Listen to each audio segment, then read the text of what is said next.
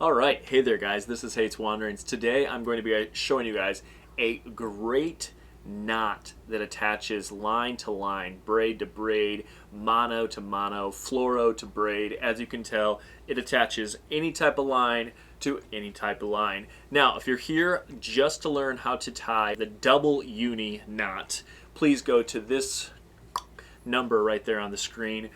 For the rest of you that want to learn a little bit about the leaders and how to avoid those pike bite-offs, stick with me for a few minutes. So, I fish bass, walleye, pike, musky, and in all of these bodies of water, you're always going to have toothy critters that can bite straight through braid. It's essential, in my opinion, to be running a leader of some kind. I don't like running metal all the time for a variety of reasons. I really like to have a type of fluorocarbon like this at the end of my braid.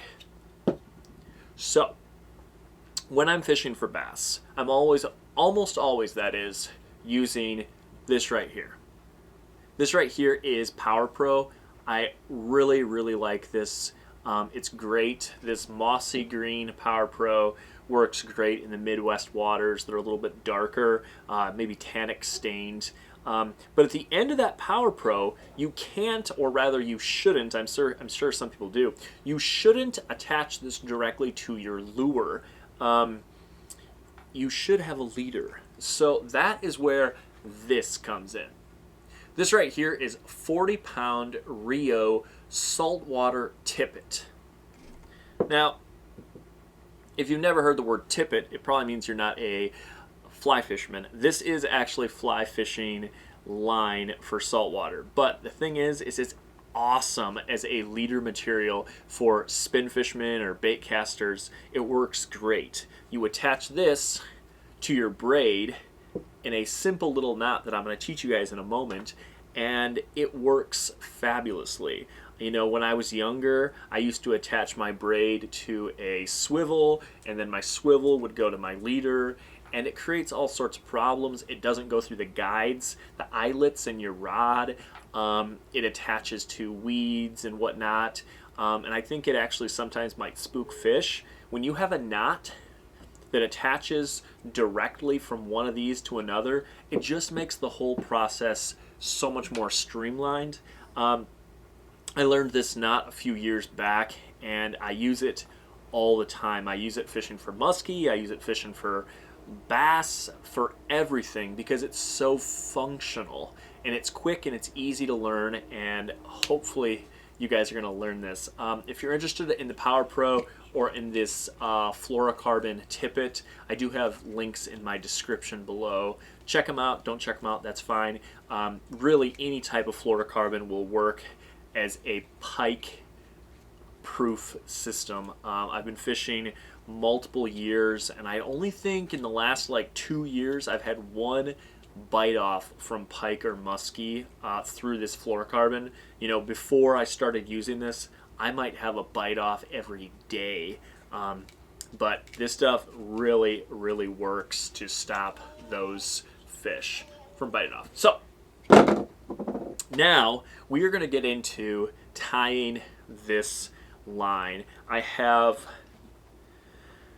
2 pieces of Dacron backing right here because it's going to be a little bit more visible for you guys. I'm going to tie these up right now and show you guys how to do this. I have 2 pieces of line here. We're going to call this one on my right, we're going to call this the main running line. This would be what's going to your rod. And then on the left over here, we have this piece of green line, and we'll call this our leader material. So, to do this knot, the first time you probably want to practice. It is really easy, but probably practicing is a good idea. So, you're going to overlap these lines about, let's say, maybe 8 inches or so. So basically they're just running straight over one another. Take your hand and pinch there in the middle. And then this is where it's going to get not hard, but this is the important part. You're going to take the one on the left and you're going to create a loop. And now you're going to pinch that loop. So you're going to have your little tag end here, which is your leader. This is going to go around and through that loop you made between 3 and 6 times. The larger the diameter, the less loops. The smaller the diameter, the more. So we're going to take this tag end through this hole right here 3 times. So we threw once, twice, and a third time. At the end of that, you'll see you got this loop. You're just going to pull it tight and it creates a knot right here. So this knot is now running free on your main line. And you can pull the line through as you're seeing I'm doing right here. So what's going to happen is you're going to do the same exact knot on the other side. And so at the end, those knots are going to meet in the middle. So at this point, you're going to grab this side over here and you're going to create another loop. And again, you're going to do the same thing. You're going to go over top and through at least 3 times. We've now gone through twice and a third time. Grab that tag end and pull it snug, and you're going to see we now have the same knot on the running line and on your leader, and then we're just going to pull them in. Usually you'd moisten these, but for now I'm not doing that. You're going to pull them in, and there we go. Those knots have now come together. I'm giving this all I can pulling, and those knots are not budging. This knot is perfect because it runs straight. Your running line to your leader is exactly straight. No deviation there, no going off at any weird angles. We're going to take our nippers and we're going to clip right here. I've never had this knot slip on me, so I get down there pretty close.